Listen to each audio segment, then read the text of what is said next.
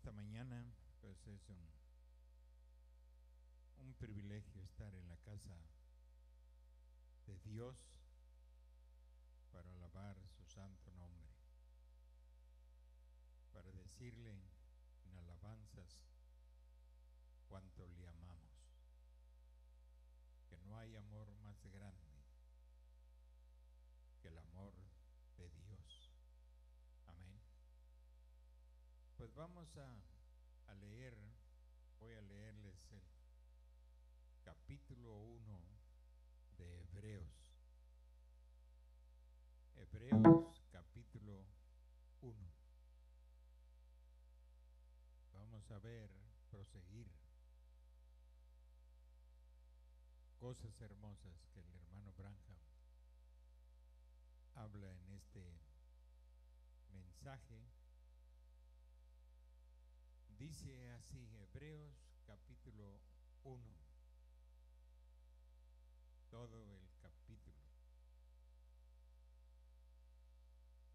Dios, habiendo hablado muchas veces y de muchas maneras en otro tiempo a los padres por los profetas, en estos postreros días nos ha hablado por el Hijo, a quien constituyó heredero de todo, y por quien asimismo hizo el universo, el cual, siendo el resplandor de su gloria y la imagen misma de su sustancia, y quien sustenta todas las cosas con la palabra de su poder, habiendo efectuado la purificación de nuestros pecados por medio de sí mismo, se sentó a la diestra de la majestad en las alturas, hecho tanto superior a los ángeles, cuanto heredó más excelente nombre que ellos.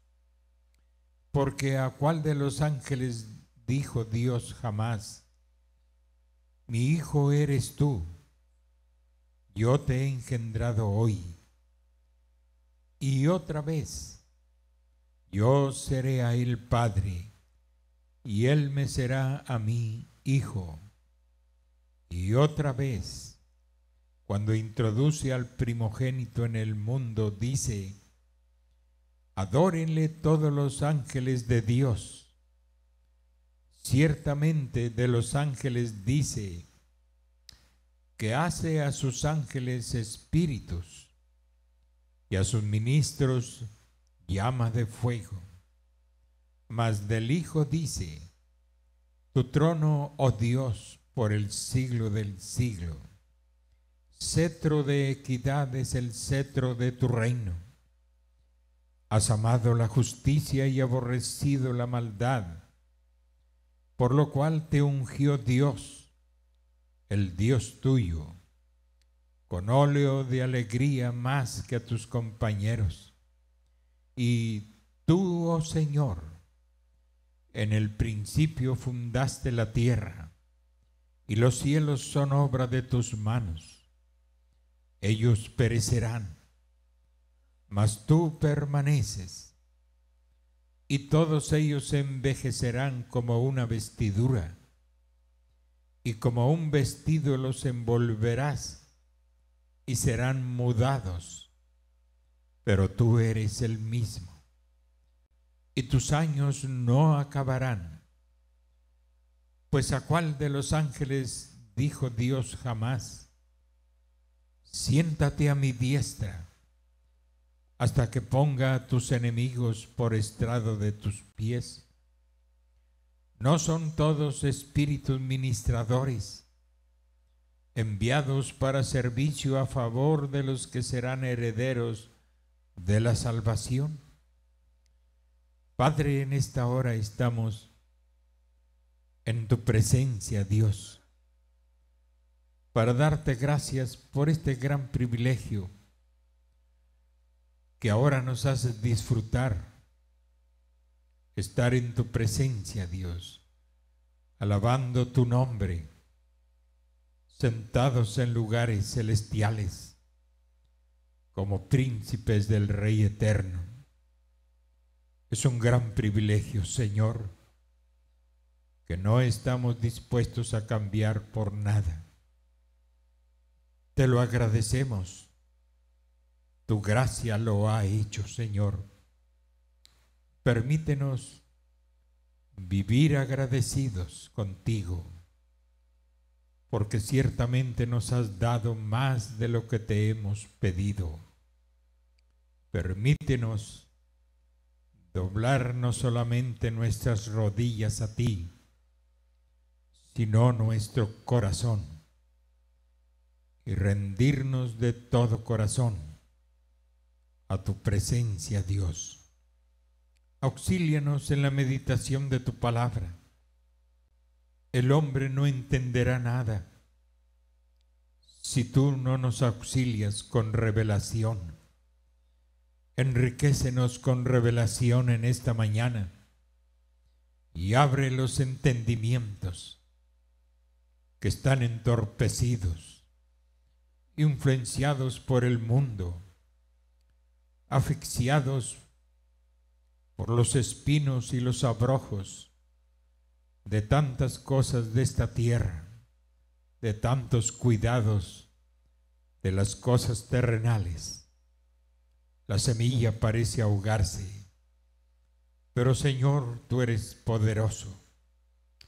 Danos liberación absoluta. Permítenos, Dios, conocerte tal como eres tú, Señor, a través de tu palabra. Revélate a cada corazón, invade cada vida, cada ser, hasta que el corazón termine rendido y postrado a tus pies. Padre, te lo pedimos en el dulce nombre de nuestro Señor Jesucristo. Amén y amén. Pueden sentarse, hermanos.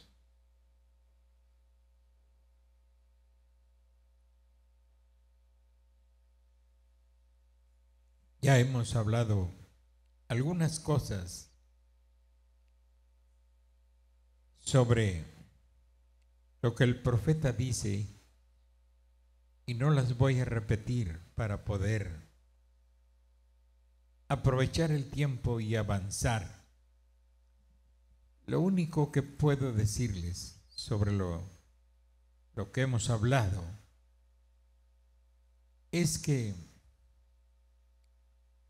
el Urim Tumim, que era el que ponía a prueba cada visión, cada profecía, se probaba a través del Urim Tumim. El Urim Tumim era el pectoral, pero era de apariencia de una bolsita, no sé si chica o grande, pero ahí estaban incrustadas 12 piedras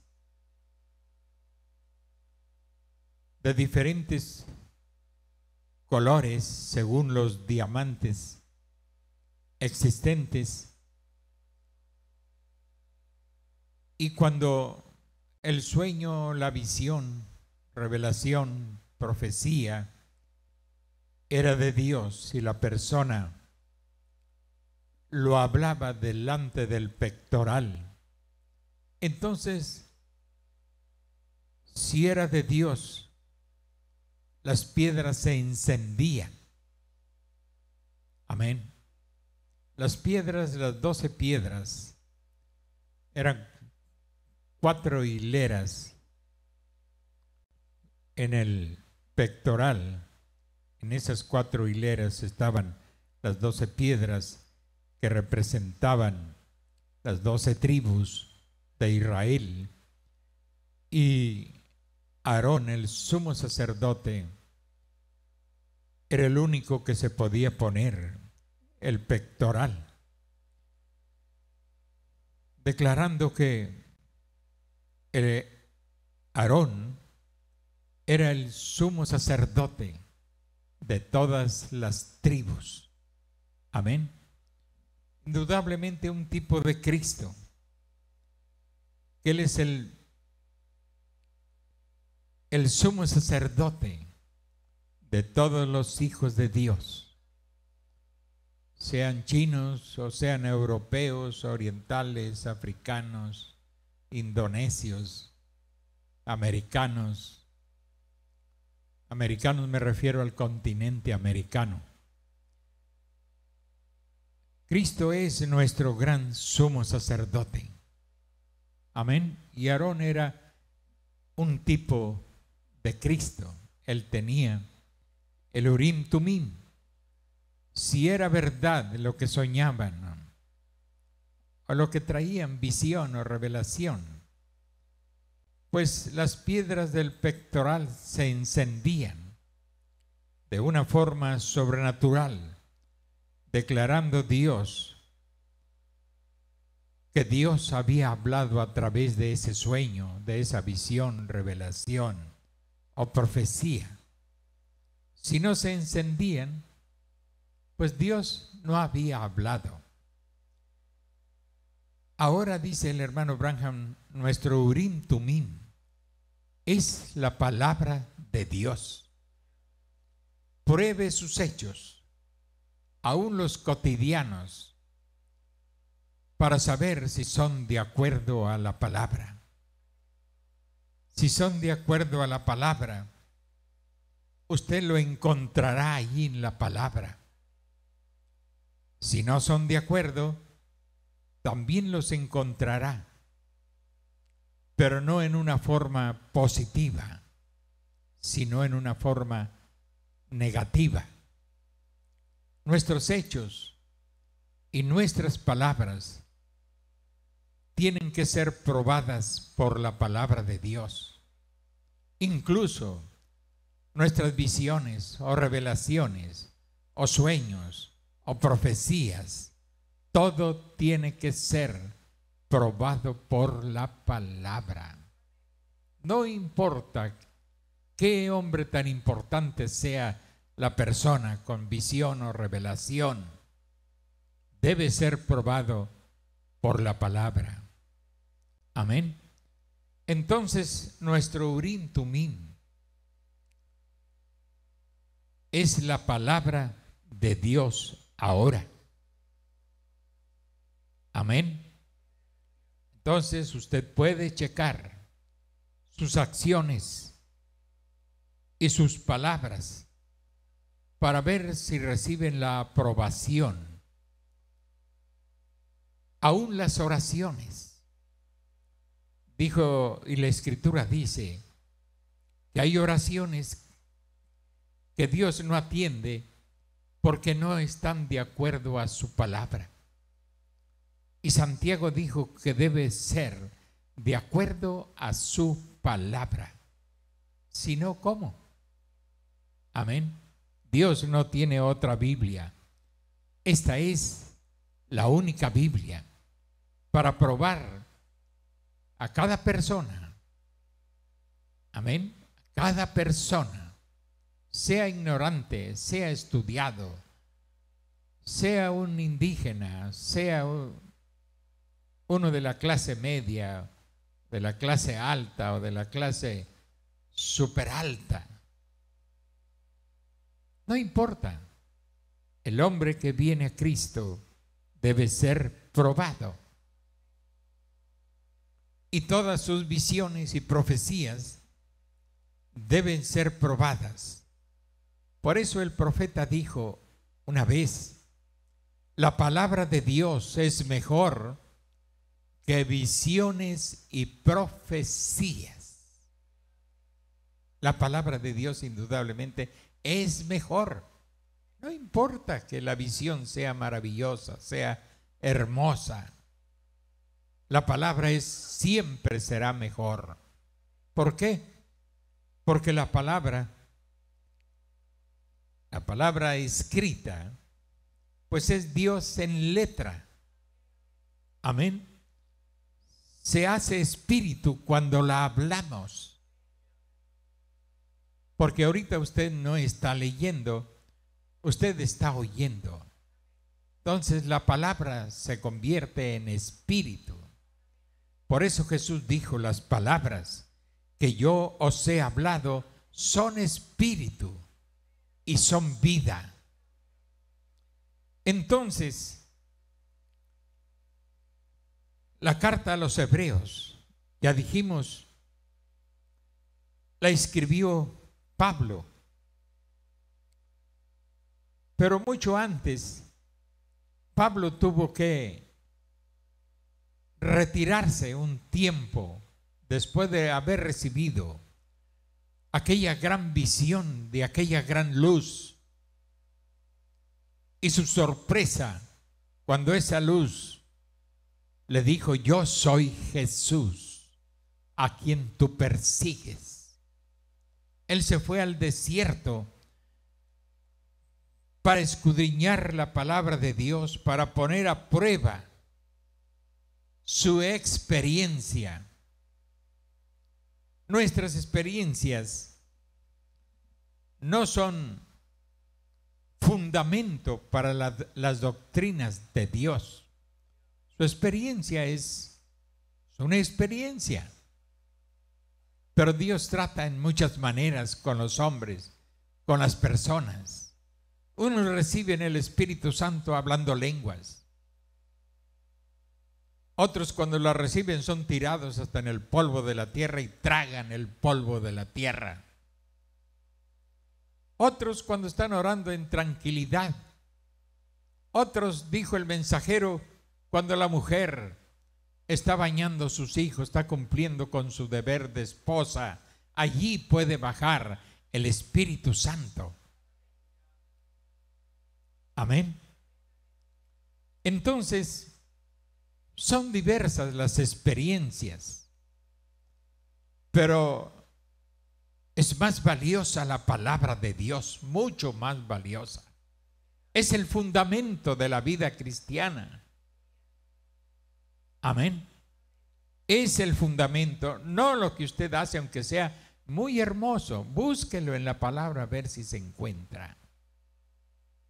Si no se encuentra, pues mejor aviente a la basura eso y quédese con lo que Dios dijo. Y no se aferre a sus torpezas ni a sus religioncitas que usted fabrica. Aunque, pues cuando alguien fabrica algunos ritos de oracioncitas, de imponerte las manos a ti y a ti, tenga cuidado. Pablo dijo: no imponga las manos con ligereza, porque los demonios de aquella persona se te pueden pasar a ti. Entonces, es mejor hacerlo siempre como la palabra de Dios lo dice. Amén. Entonces Pablo, tratando con la iglesia, los convertidos del judaísmo al cristianismo que abundaban en Jerusalén, pues era una guerra entre costumbres. Amén. Costumbres de su antigua religión, que era el judaísmo. El judaísmo estaba llena de ritos y de muchas cosas, y además de tradiciones, cosas tradicionales. Entonces, cuando entraron al cristianismo, pues claro, el cristianismo es un mundo nuevo. Es una nueva dimensión. Es una dimensión más arriba.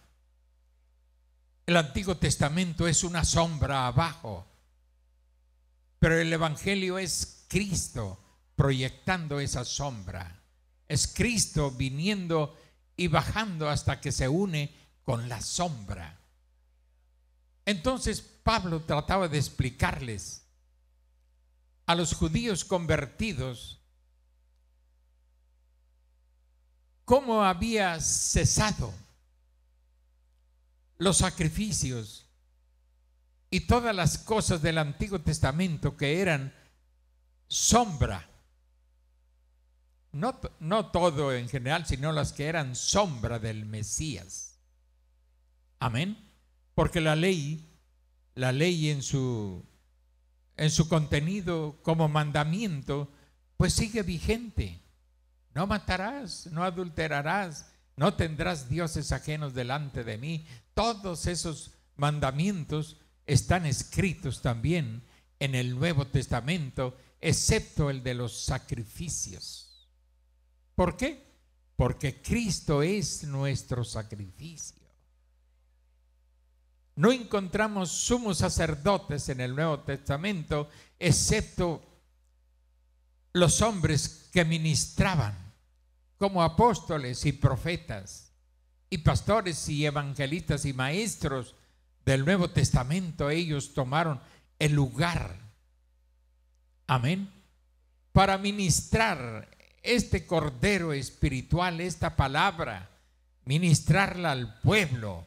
Y por eso nosotros conocemos ahora al gran sumo sacerdote, el cual es Cristo. Y conocemos el Cordero de Dios que quita el pecado del mundo, porque aquellos hombres de Dios se ocuparon de propagar este evangelio, porque Jesús les dijo: y será predicado este evangelio por todo el mundo, y entonces vendrá el fin. Debe llegar pues a todos los rincones de la tierra, a todos los lenguajes, a todas las personas. Y si alguno llega a morir sin conocimiento de esto, pues será juzgado el que ignoró la ley. Porque hay dos formas de ignorar: conocerla y luego no hacerle caso, ignorarla. Y la otra es que nunca oíste, nunca la conociste. Amén. Por los que mueren sin ley, dijo Pablo, sin ley serán juzgados, sino por su conciencia. Pero Jesús dijo que este evangelio sería predicado en todo el mundo, y entonces vendría el fin. Es notorio entonces que este evangelio no ha llegado a todos los rincones de la tierra, que hay rincones vírgenes donde jamás se ha predicado este evangelio. Dios, permíteme ir a un rincón virgen para predicar este evangelio. Yo sí lo deseo con todo el corazón. Amén. Cuando me invitaron a Corea del Sur, no quise ir, oré a Dios y no quise ir, porque no sentí el tirón de Dios. Pero si un día siento el tirón de Dios, pues yo quiero ir a lugares donde no se conoce, donde nunca se ha hablado. No importa que no haya iglesias allí del mensaje que me apoyen. No, a mí me importa un comino eso. Cuando Dios nos da una misión, Él tiene todo preparado. Y no anda usted pensando: ¿y qué va a hacer de mi familia? ¿Y quién va a cuidar de mí? El que te llamó, el que te contrató. Y yo confío mucho en este contratista, porque ya me lo ha demostrado, que el hombre de Dios solo necesita a Dios para hacerlo. Amén. Y que Dios es capaz de mover montañas. Esa es mi fe como misionero. Como pastor, creo que Dios puede cambiar al pecador más empedernido que hay entre nosotros. Que Él puede convertir a la más rebelde y a la más piojosa y chismosa que hay entre nosotros, sin llegar al insulto. Piojos me refiero a tantas cosas, plagas por dentro de la cabeza, en la mente. Yo creo que Dios es capaz. Amén. Él puede hacerlo, porque lo he visto hacer.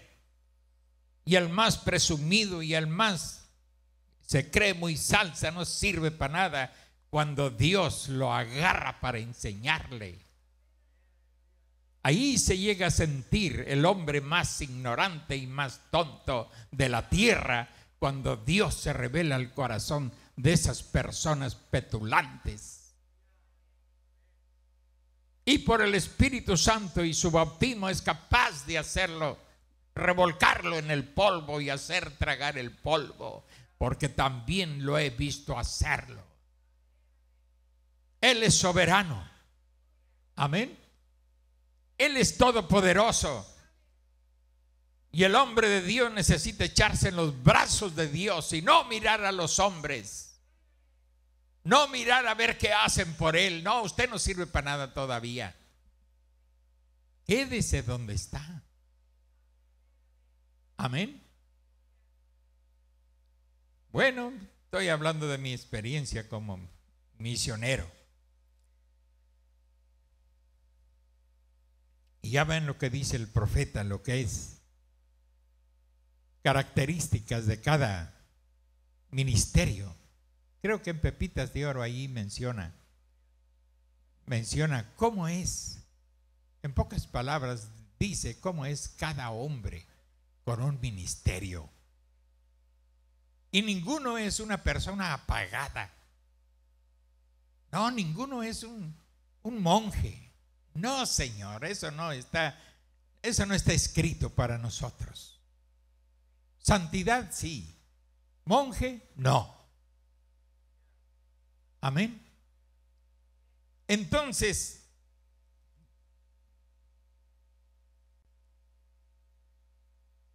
esta carta de los Hebreos,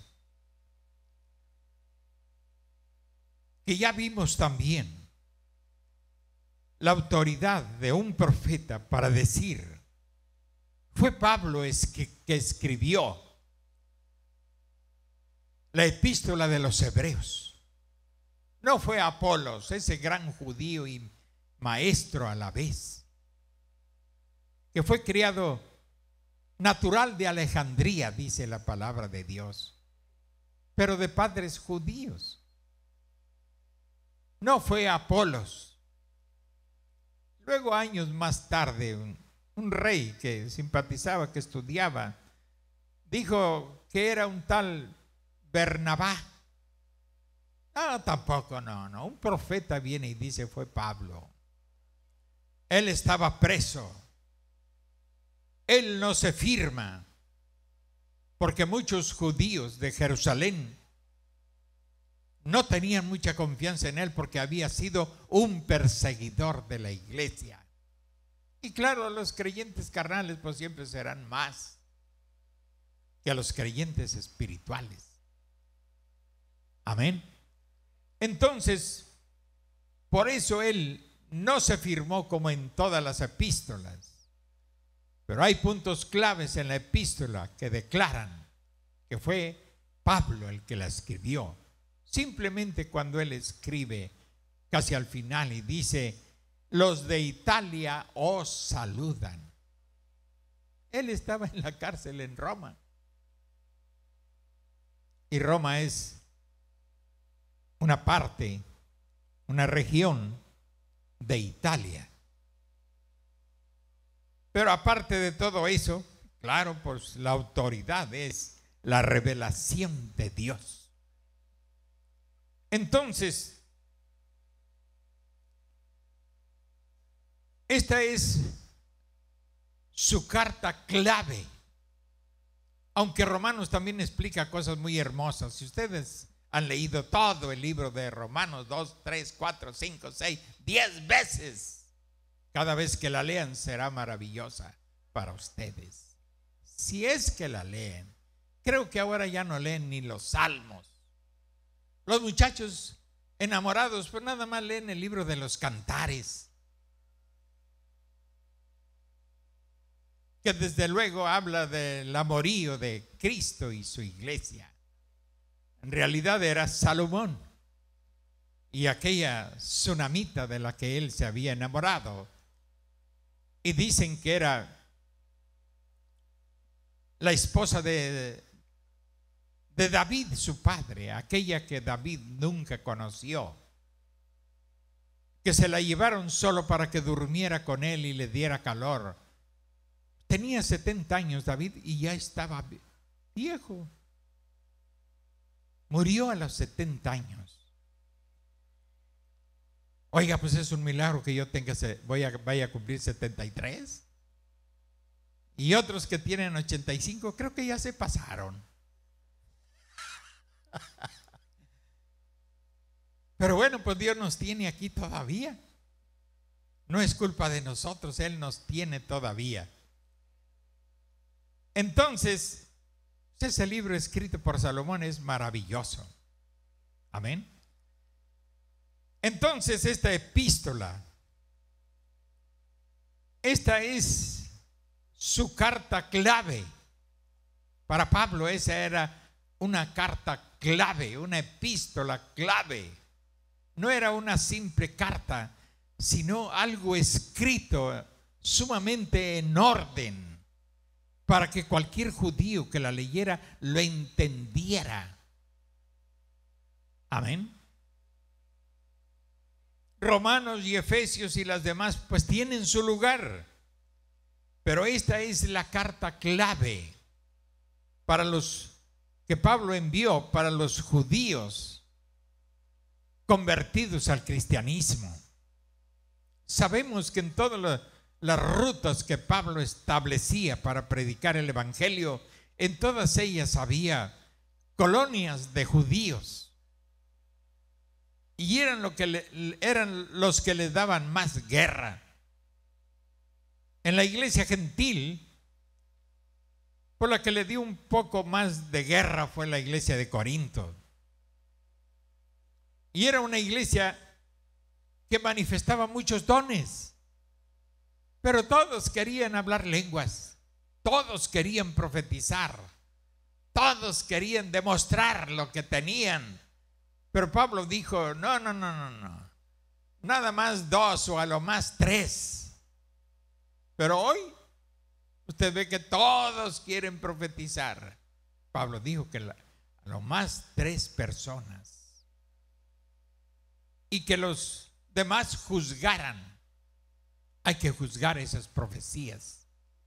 Si son profecías, a veces no son profecías, son órdenes. Y eso no está correcto. Eso ya no es una profecía, son órdenes que se le dan a las personas.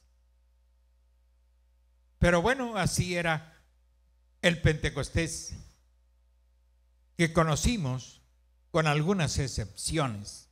Pero eran los que le daban más guerra y fue con los que Pablo tuvo más problemas. Dice el hermano Branham, hasta el día de hoy. Amén, hasta el día de hoy. Y nosotros tuvimos cultos de liberación, así se les llamaba.